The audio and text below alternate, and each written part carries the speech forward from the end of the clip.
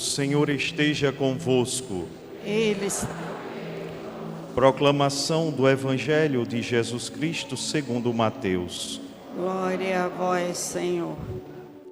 Naquele tempo, disse Jesus a seus discípulos: o reino dos céus é como um tesouro escondido no campo. Um homem o encontra e o mantém escondido. Cheio de alegria, ele vai, vende todos os seus bens e compra aquele campo. O reino dos céus também é como um comprador que procura pérolas preciosas. Quando encontra uma pérola de grande valor, ele vai, vende todos os seus bens e compra aquela pérola. O reino dos céus é ainda como uma rede lançada ao mar e que apanha peixes de todo o tipo. Quando está cheia, os pescadores puxam a rede para a praia, sentam-se e recolhem os peixes bons em cestos e jogam fora os que não prestam. Assim acontecerá no fim dos tempos. Os anjos virão para separar os homens maus dos que são justos e lançarão os maus na fornalha de fogo. E aí haverá choro e ranger de dentes. Compreendestes tudo isso? Eles responderam sim. Então Jesus acrescentou: assim, pois, todo mestre da lei que se torna discípulo do reino dos céus é como um pai de família que tira do seu tesouro coisas novas e velhas. Palavra da salvação. Glória a vós, Senhor. O reino dos céus de Jesus é como um tesouro escondido. Quem o acha o esconde novamente. Vende tudo e compra aquele campo. Vende tudo e compra aquele campo. Irmãos e irmãs, a liturgia deste domingo, ela nos convida a refletir as nossas prioridades, aquilo que é prioridade na nossa vida, os valores sobre os quais fundamentam a nossa existência. E ela sugere especialmente que o cristão deve construir a sua vida sobre os valores que são propostos por Jesus Cristo. No Antigo Testamento, o sonho ele aparece com alguma frequência, de forma privilegiada de Deus se comunicar com os homens e de lhes indicar os seus caminhos. No nosso texto, no Novo, ele aparece-nos também um sonho. Os catequistas deuteronomistas, eles vão utilizar este recurso literário para apresentar Salomão como o escolhido de Deus, a quem Yahvé comunica os seus projetos e a quem confia a condução do seu povo. O sonho de Salomão, ele está estruturado na forma de um diálogo entre Deus e Salomão. Há, em primeiro lugar, uma interpretação de Deus, que posso eu dar-te, e há depois uma resposta de Salomão, consciente da grandeza da sua tarefa e das suas próprias limitações. O jovem rei pede a Deus que lhe dê um coração sábio para governar com justiça. A prece, meus irmãos, do rei, ela é atendida por Deus e ele concede a Salomão uma sabedoria inigualável. Na continuação, que todavia o nosso texto hoje já não apresenta Deus, ele acrescenta ainda outros 3 dons a Salomão no texto que se segue ao que ouvimos na liturgia de hoje: a riqueza, a glória e o louvor.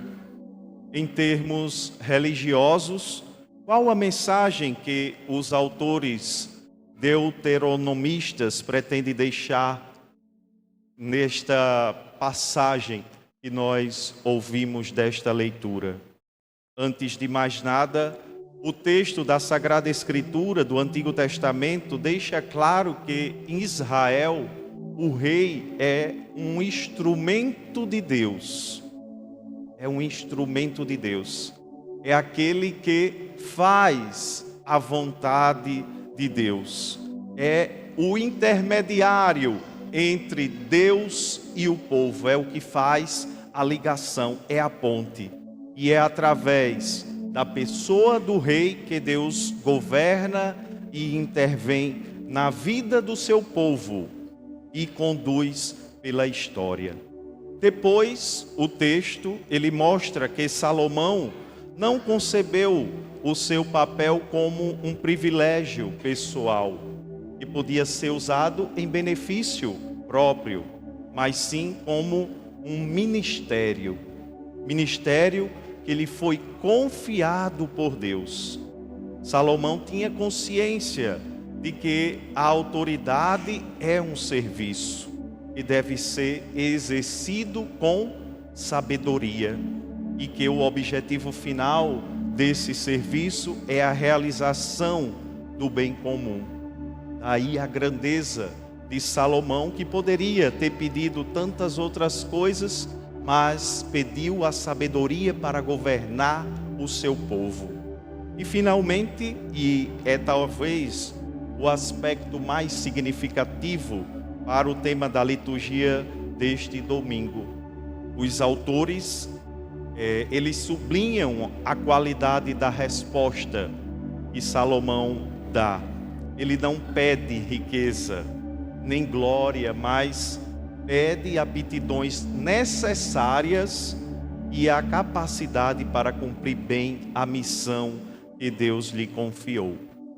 Salomão aparece aqui como o modelo do homem que sabe escolher as coisas importantes e que não se deixa distrair por valores materiais, valores efêmeros.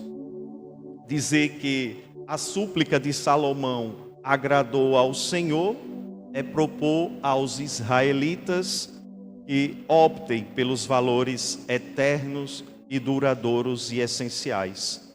E nós somos convidados hoje a refletir, se tivéssemos esta oportunidade hoje de ter esse contato com Deus da forma que Salomão teve, o que será que pediríamos a Deus? Será que nós iríamos pedir sabedoria? Ou iríamos pedir riquezas, bens? O que será?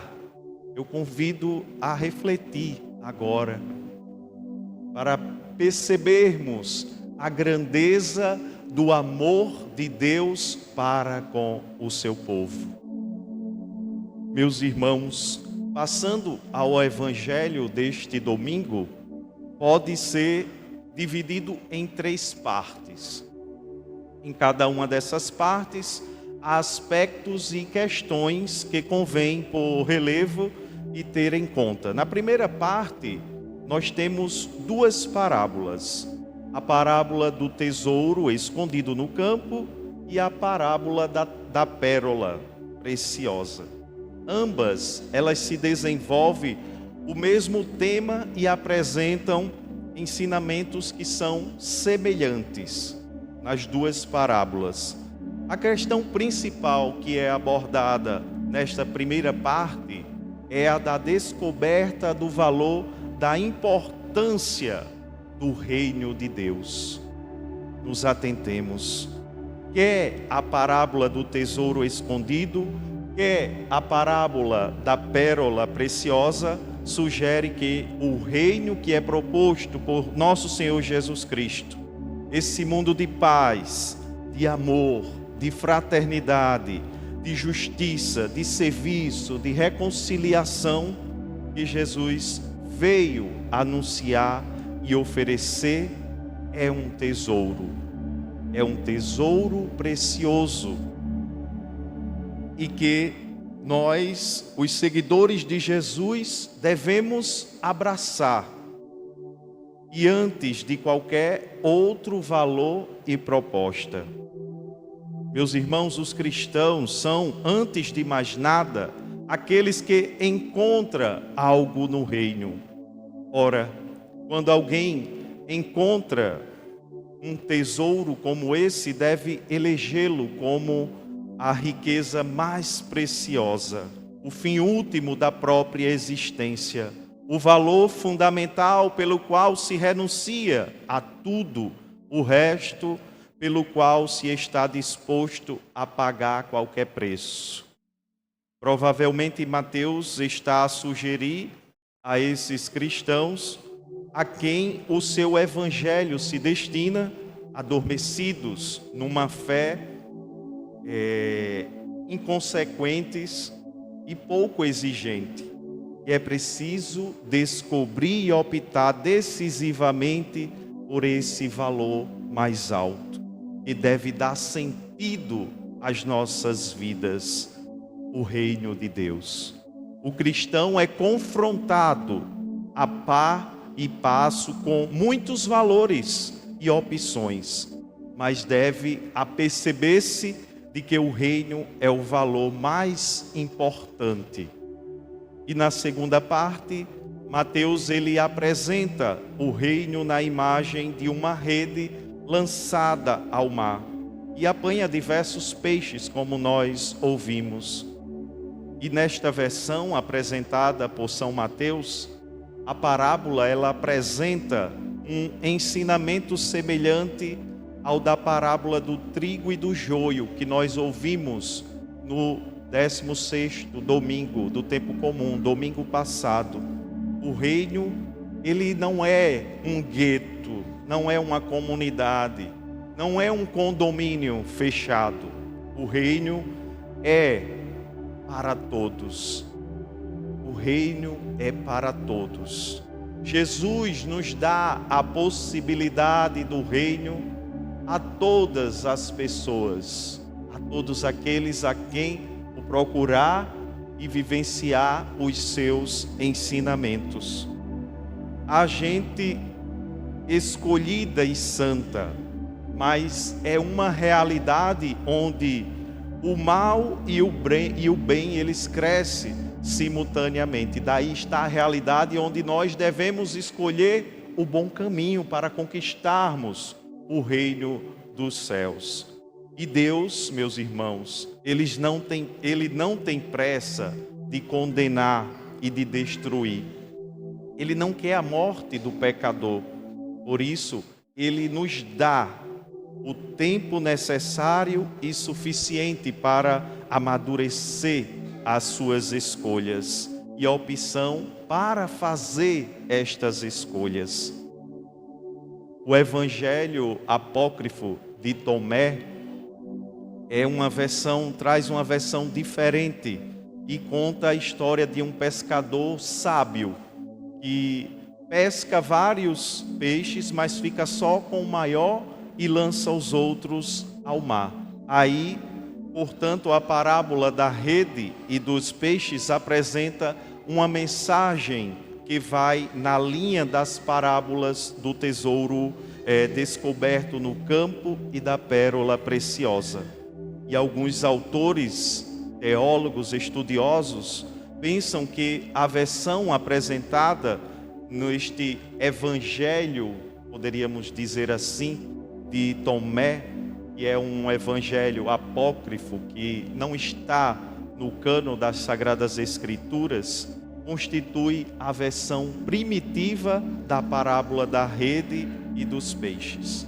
E a referência que São Mateus faz, mais uma vez, ao juízo final, é uma forma de exortar os irmãos da sua comunidade no sentido de escolherem decididamente o reino de Deus e, porém, pôr em prática as propostas de Jesus. Não basta saber o que se deve fazer, mas vivenciar aquilo que ouve, aquilo que sabe o que é o correto, né? E na terceira e final, a última parte, o Evangelho, ele nos propõe, né, apresentado por São Mateus, um breve diálogo entre Jesus e os discípulos.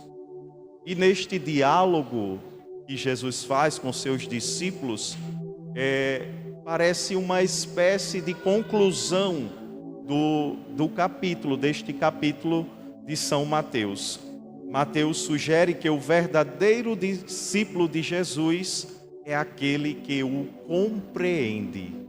É aquele que o compreende. Exatamente. Não só ouvir a palavra de Deus, mas compreender e vivenciar, trazer para a nossa vida, para o nosso cotidiano. É este o desejo que Deus quer para cada um de nós, para a nossa vida. E compreender na teologia de São Mateus significa prestar atenção e comprometer-se com o ensinamento que nos é proposto. Nós, cristãos, somos, pois, convidados a descobrir a realidade do reino, a entender as suas exigências, a comprometer-se com os seus valores. A referência ao escriba que tira do seu tesouro coisas novas e velhas, que pode referir-se aos judeus, conhecedores profundos do Antigo Testamento, o Velho, convidados para o refletirem essas velhas promessas à luz das propostas de Jesus, que é o Novo Testamento. É nessa dialética, meus irmãos, que sempre exige e vai nos questionar que o verdadeiro discípulo encontra o caminho para o reino. E depois de encontrar esse caminho, deve comprometer-se com ele de forma decisiva, exigente e empenhada. Louvado seja nosso Senhor Jesus Cristo. Para sempre seja louvado.